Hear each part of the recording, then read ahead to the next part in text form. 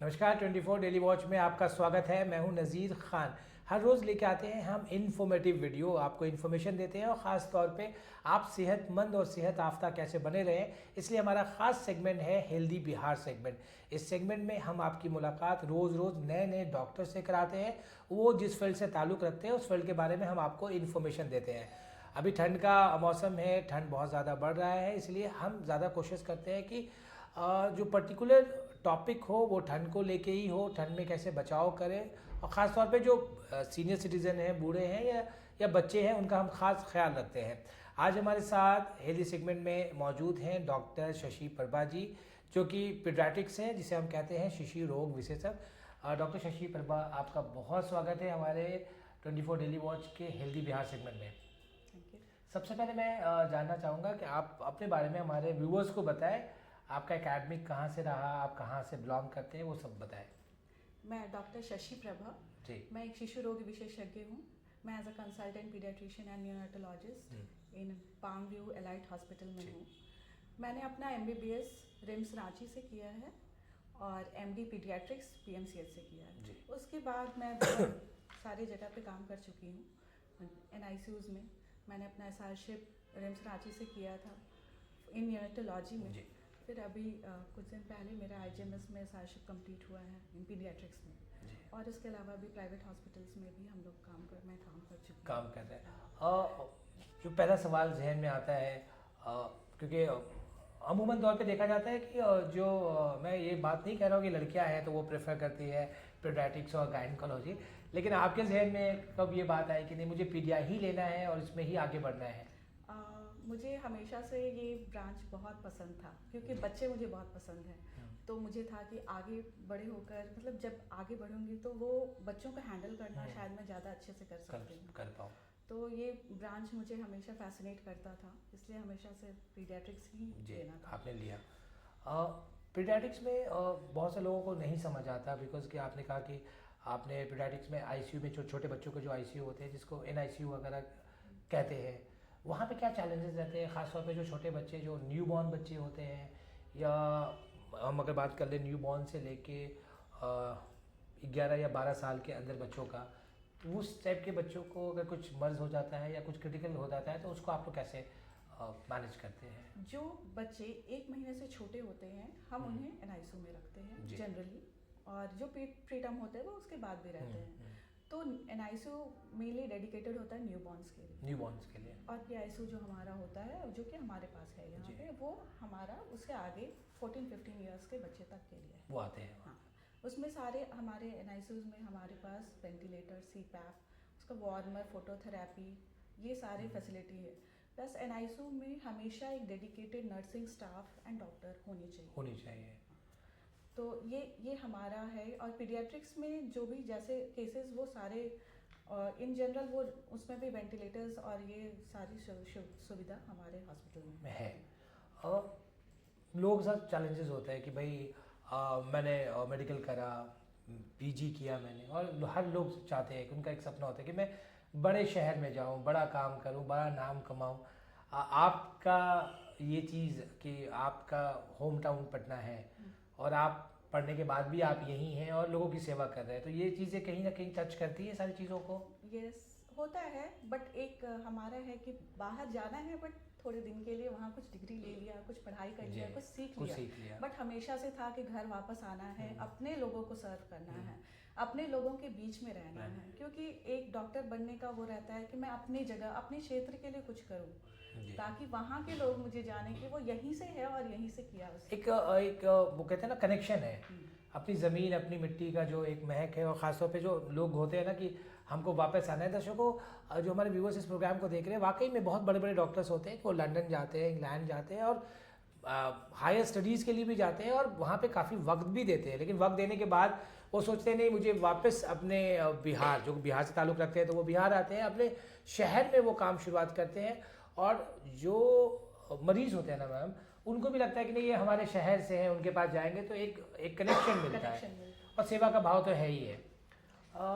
अगर मैं और चीज़ आपसे जानना चाहूँ, क्योंकि जो न्यूबॉर्न बेबी होते हैं, जो न्यूबॉर्न बेबी को क्या परेशानियाँ होती है, न्यूबॉर्न बेबी को आप लोग किस तरीके से देखते हैं, या सबसे ज़्यादा अगर मैं बोलूँ आपके साथ जो क्रिटिकल केसेस होते हैं, खासतौर पे आपको तो हर तरह के बच्चे मिलते होंगे देखने को, तो क्या चैलेंजेस रहता है खासतौर पे न्यू बॉर्न बच्चों के लिए? न्यू बॉर्न बच्चे सबसे पहले तो आजकल जितने भी बर्थ डिलीवरीज हैं वो सारे पीडियाट्रिशियन से अटेंड होने चाहिए और उन्हें एक हमारा एनआरपी प्रोटोकॉल होता है वो फॉलो करना होता है।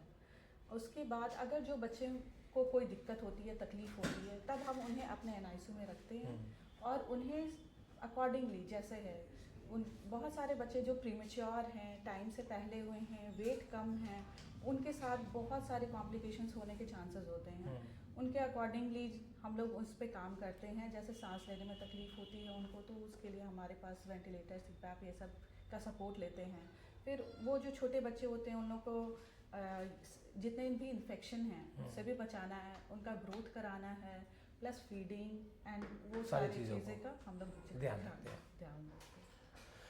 क्या आपने बिल्कुल सही कहा नज़ीर, न्यू बॉर्न्स में बहुत ज़्यादा ही चैलेंजिंग होती है। ज़्यादातर ये चैलेंजेस हमारे लिए तब ज़्यादा होते हैं जब बच्चे प्रीमेच्योर हों और उनके वेट कम हों। जब ऐसे बच्चे आते हों उनमें कॉम्प्लिकेशंस के भी चांसेस बहुत ज़्यादा होते हैं।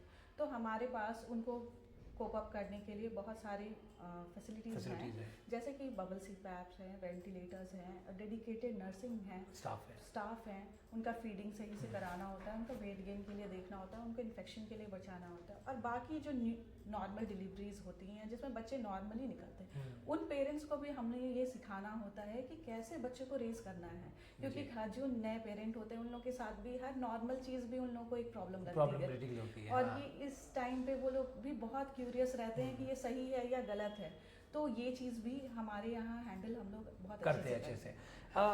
ये ज़्यादा इम्पॉर्टेंट है कि अगर कोई बच्चे हैं या पेरेंट्स हैं, हस्बैंड वाइफ है, तो उनको आप अच्छे से काउंसलिंग भी करते होंगे कि भाई देखिए न्यू बॉर्न बेबी है, उसको आपको ये केयर करना है। अच्छा, आजकल जो देखने को मिल रहा है, जो ट्रेंड है, मैं बता रहा हूँ आपको, आप भी जानते होंगे बीइंग अ डॉक्टर, आजकल जो मदर्स होते हैं, पहले जो मदर्स थी वो अपने बच्चों को फीडिंग कराती थी, वो कंटिन्यूसली 1 महीने 2 महीने 6 महीने या बच्चे जब तक वह फीडिंग करते थे तो माँ अपने बच्चों को दूध पिलाती थी। लेकिन आजकल हम देखते हैं मतलब बहुत लोग कतराते हैं इन सारी चीज़ों से, तो क्या इससे बच्चों के सेहत पे असर पड़ता है? ऑब्वियसली बहुत फ़र्क पड़ता है।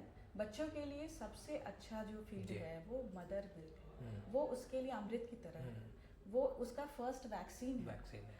वो मदर ब्रेस्ट फीडिंग जो है वो बहुत इम्पॉर्टेंट है फॉर द फर्स्ट 6 मंथ्स और उसके बाद भी कंटिन्यूड फॉर 2 years। आप मदर कोई कारण से अगर अपने बच्चे को नहीं पिला रही हैं, आजकल बहुत टाइम ये होता है मदर बहुत स्ट्रेस्ड रहती हैं कि मुझे फीड नहीं होगा, इस वजह से भी वो फीडिंग नहीं करा पाती हैं। और जो प्राइमरी मदर होती है फर्स्ट टाइम उन लोगों को पता नहीं होता है कि कैसे सही प्रॉब्लम कैसे उसे लैच कराए सही से और फीड कराए।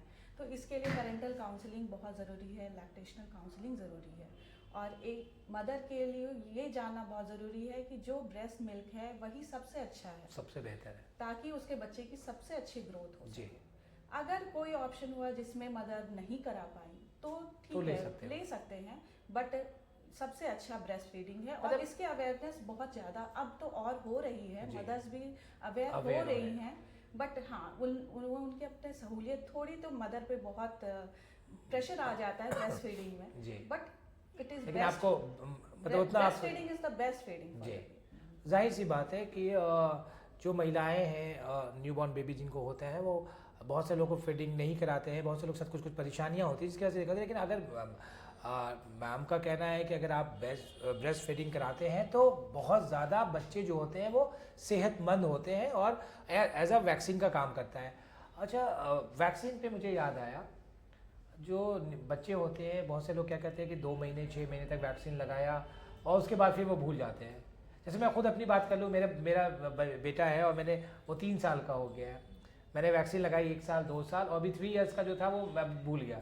मैं हाँ करेंगे, तो क्या ये चीज़ें सही है या गलत है? नहीं, अभी इतने सारे डिजीजेस के अगेंस्ट वैक्सीन आ गई हैं जो कि उसे प्रोटेक्शन देगा। वैक्सीन हो सकता है कि पूरी तरह उस बीमारी को आपको होने से नहीं रोक पाए, बट उसकी सिवियरिटी को जरूर रोक देगा। और ये वैक्सीन बच्चों के लिए बहुत इम्पोर्टेंट है। आजकल तो गवर्नमेंट में भी अवेलेबल बहुत सारी वैक्सीन है, बट उसकी अलावा भी प्राइवेट में अवेलेबल हैं और आप अगर छूट भी गए हैं तो आप उसे कैचअप करा लीजिए। आप अपने पीडियाट्रिशियन से मिलिए, कैचअप वैक्सीनेशन भी करा सकते हैं। वैक्सीन अभी बच्चों के लिए बहुत इंपॉर्टेंट है। इसकी वजह से जो पुराने बहुत सारे ऐसी बीमारियां थी वो आज हम लोग को बहुत कम मिलती हैं। हाँ, देखते हैं पोलियो के नंबर्स ऑफ केसेस होते थे, कम हो गए हैं। डिप्थेरिया बहुत कम हो गया है, पर्टुसिस कम हो गया, टेटनस नहीं मिलता। टेटनस जी बहुत इम्पैक्ट पड़ता है, बहुत कम हो चुके हैं। अच्छा, अभी दिसंबर का मंथ चल रहा है और ख़ास तौर पे ठंड की शुरुआत हो चुकी है। अब तक तो बहुत ठंड आ जाता था, लेकिन अभी क्लाइमेट चेंज हो रहा है जिसकी वजह से ठंड अभी शुरुआत हो गई हम कहेंगे। कैसे छोटे बच्चों को प्रिकॉशन करें, क्योंकि छोटे बच्चे स्कूल जाते हैं या बहुत छोटे बच्चे हैं, आप देखते हैं 3 to 4 ईयर्स में सब बच्चे प्री नर्सरी और नर्सरी में स्कूल जा रहे हैं, उन पे लगता है हम प्रेशराइज कर रहे हैं कि उठो स्कूल जाना है, तो उनको कैसे प्रिकॉशन बच्चों को सबसे पहले तो उनकी क्लोथिंग, जो भी हम कपड़े पहनते हैं उससे एक लेयर ज़्यादा उसे पहनाना है जी। बच्चों का हाथ टच करके हमें देख लेना है कि वो गर्म है, इसका मतलब उसे ठीक है। हमेशा सर उसे ढक के कैप से रखना है, सॉक्स पहना के रखने हैं। बच्चे बाहर जब निकले तो थोड़ा जैकेट ये सब पहना सकते हैं, बट घर पे उसे पतले पतले लेयर्स में हमें डालना है ताकि हम उसे ठंड के अकॉर्डिंग बहुत ओवर हीट भी नहीं करना है। जब उसे लगा कि थोड़ी ज़्यादा इससे हीट हो रही है तो एक लेयर हटा दिया।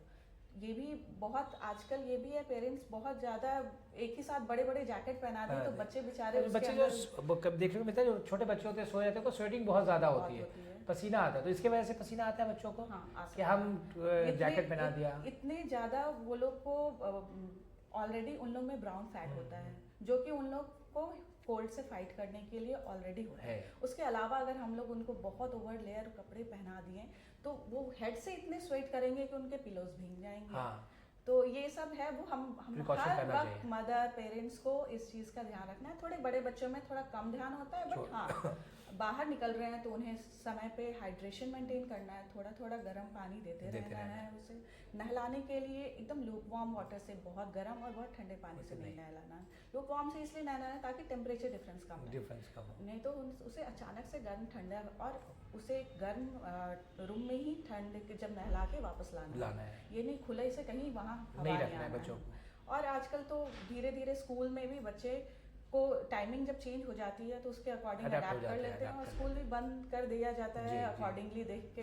अगर ज़्यादा ठंड बढ़ती है तो स्कूल के टाइमिंग चेंज हो जाते हैं। और इन्फ्लुएंजा के वैक्सीन रेगुलर हमें दिलवाना चाहिए बच्चों को 5 साल से नीचे जो हैं, क्योंकि कोल्ड एंड कफ थोड़ा ज़्यादा होता है उन लोगों को, तो ताकि उनकी भी सिवियरिटी से वो लड़ सके। अगर मैं आपका एक्सपीरियंस लूँ इस hospital palm view health elite का, यहाँ पे आप काम कर रहे हैं और नियर बाई जो भी पेशेंट्स आते हैं, क्योंकि आपको बहुत सारे लोकल पेशेंट्स यहाँ पे देखने को मिल रहे होंगे, बच्चे आ रहे होंगे, तो ज़्यादातर मदर्स को किन चीज़ों की शिकायत होती है? क्योंकि नॉर्मल कोल्ड एंड कफ सारे बच्चों को होता है, लेकिन कभी कुछ ऐसा आपके पास ऐसा केसेस आया कि नहीं ये बहुत क्रिटिकल है या ये बच्चा बहुत बीमार है, इसको बहुत केयर की ज़रूरत है, वैसे केसेस आपने हैंडल की है? हाँ, वैसे इंटेंसिव केसेस हम लोगों ने बहुत हैंडल किया है, जो कि काफ़ी जैसे कि बच्चे जैसे निमोनिया, जैसे कि चमकी बुखार, जापानीज एनकेफेलाइटिस जो कि एक सीज़न पे आ जाता है यहाँ पे, सीजर्स, डायरिया, वो सारे बच्चे हम लोग काफ़ी इंटेंसिव हैंडल कर चुके हैं। और आजकल जो नया अभी जो ओपीडीज़ में आते हैं तो वो ज़्यादा स्क्रीन टाइम जो बढ़ने से, जंक फूड खाने से, वो सब की वजह से आने वाला था। हाँ, जंक फूड जी है, क्योंकि वो बिहेवियरल चेंजेस वाले भी बच्चे आजकल थोड़ा बढ़। अच्छा डॉक्टर, एक चीज़ और मैं जानना चाहता हूँ, बिकॉज मैं भी पेरेंट्स हूँ, मैं भी देखता हूँ अपने बच्चों को, स्कूल से आए वो लड़ेंगे, मुझे मोबाइल चाहिए, मुझे यूट्यूब पे वीडियोस देखने हैं, नंबर्स ऑफ टाइम देखते हैं कि वो लोग मोबाइल्स पे ही लगे रहते हैं, कार्टून देखे, गेम्स खेले या वीडियो। तो ये चीज़ें अच्छी चीज़ें हैं या नुकसान है बच्चों का? खाना भी खाना है मोबाइल देख के, टीवी देख के, और कोई भी काम करना है, मतलब हम लोगों को ब्लैकमेल करते हैं, तो वैसे बच्चों को क्या कर सकते हैं अपने बच्चों को? देखिए, ये बच्चे ना हमसे ही सीखे, क्योंकि हम लोग पूरे टाइम मोबाइल पकड़े रहते हैं, तो बच्चे तो पहले तो मिमिक करते हैं, मिमिक से ही उनका स्टार्ट होता है, जहाँ से वो 14-15 मंथ से ही मिमिक करना स्टार्ट कर देते हैं। तो एक तो उनको इस चीज़ से हटाने के लिए खुद अपना मोबाइल हटाइए। दूसरा, बच्चों में फिजिकल एक्टिविटी, आउटडोर गेम्स, ये बहुत ज़रूरी है ताकि वो ये सब से दूर रहें। उनको इससे डिस्ट्रैक्ट करना होगा ताकि वो टाइम उनका स्क्रीन टाइम कम हो जाए। तो मैं चाहूँगा ख़ास तौर पे हमारे व्यूअर्स को आप ये चीज़ बताएं, क्योंकि आजकल हमेशा ये देखने को मिलता है कि बच्चे है ना मोबाइल पे लगे रहते हैं, तो हम चाह रहे हैं कि आप हमारे व्यूवर्स को डायरेक्टली ये मैसेज दें कि जो आपने मुझे कहा वो हमारे व्यूवर्स को भी आप बताएं, आई कांटेक्ट से बोले कि नहीं देखो मोबाइल देखो लेकिन ज़्यादा नहीं देखो। स्क्रीन टाइम हमें बच्चों का लिमिट करना होगा, बट एट अ वंस हम लोग उसे एकदम हटा नहीं सकते। धीरे धीरे हमें बच्चों को अदर एक्टिविटीज़ में इंगेज करना होगा, जैसे drawing, painting, physical activity, outdoor games. हर दिन बच्चे के लिए एक फिजिकल 1 आवर का एक्टिविटी बहुत ज़रूरी है, उसके पूरे सही अच्छे ग्रोथ के लिए। उसका सही अच्छा स्लीप भी होना चाहिए, उसके लिए बहुत ज़रूरी है। और दूसरा, बच्चों को फ़ोन अगर हटाना है हमें, तो अपना फ़ोन उनके सामने भी कम करना होगा, ताकि उनके सामने हम अपने फ़ोन लेकर कम जाएं। वो हमें जो देखते हैं वही वो भी सीखते हैं।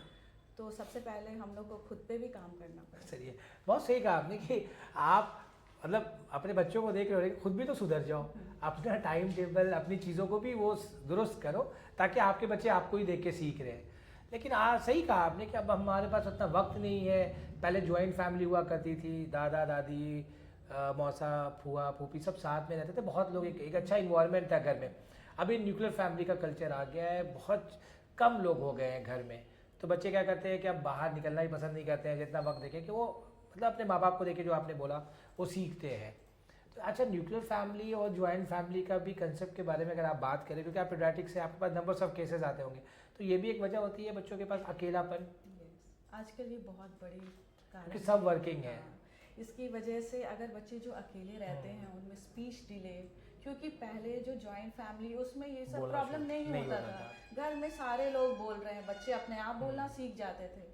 बट अब स्पीच डिले होता है बच्चों में, बहुत बच्चों में, और स्पेशली उनमें जो जल्दी मोबाइल पकड़ लेते हैं। क्योंकि मोबाइल भी जो न्यूक्लियर फैमिली में वो एज अ मजबूरी ही देते हैं वो लोग। पहले तो देते हैं कुछ काम करना है, कुछ एंगेज करना है, तो बच्चे को दे दिया, बट आगे वो आदत हो जाती है और इसकी वजह से स्पीच डिले ये सब बच्चों में देखने के लिए मिल रहा है।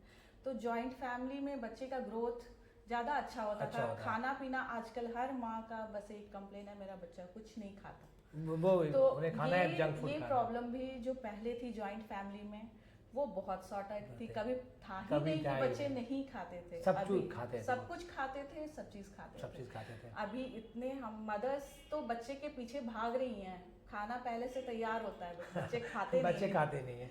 चलिए, बहुत शुक्रिया। अगर आप कुछ मैसेज देना चाहते हैं, अगर आपको लगता है कि हमारे व्यूवर्स ये प्रोग्राम देख रहे हैं या ये वीडियो देख रहे हैं, तो उनको आप अगर कुछ मैसेज देना चाहते हैं, खासतौर पे छोटे बच्चों को या उनके पेरेंट्स को, तो आप क्या देना चाहते हैं? अभी इस ठंड में अपने बच्चों का ख्याल रखें। अगर कोई भी ऐसी दिक्कत लगे, जैसे बच्चों को तेज़ सांस चल रही है, लगातार खांसी हो रही है और बच्चे सुस्त हो गए हैं और खाना नहीं खा रहे, उस टाइम पे अपने डॉक्टर से ज़रूर कंसल्ट करें। हमारे यहाँ आएँ, अगर आ सकते हैं तो बहुत अच्छी। चलिए, बहुत बहुत शुक्रिया डॉक्टर, आपने अपना कीमती वक्त निकाला हमारे हेल्दी बिहार सेगमेंट के लिए। बहुत बहुत शुक्रिया आपका। Thank you so much. Viewers, अभी हमारे साथ डॉक्टर शशि प्रभा थी, जो एक पीडियाट्रिक्स है। उन्होंने बहुत अच्छी बातें बताई, बहुत इन्फॉर्मेटिव वीडियो रहा, ख़ास तौर पे उन बच्चों के लिए भी जो अब बच्चे या बच्चे के मदर के लिए जो अपना ख्याल नहीं रखते और कंप्लेन करते हैं कि हमारे बच्चे मोबाइल ज़्यादा देखते हैं, हमारे बच्चे ढंग से खा नहीं पाते हैं। तो बहुत कुछ जानने को मिला इस वीडियो में, और हम लगातार इन्फॉर्मेटिव वीडियोस आप तक पहुंचाते रहेंगे, और ख़ास तौर पे आपके सेहत का हम पूरा ख्याल रखेंगे। अब मुझे यानी नज़ीर ख़ान को दीजिए इजाज़त। नमस्कार।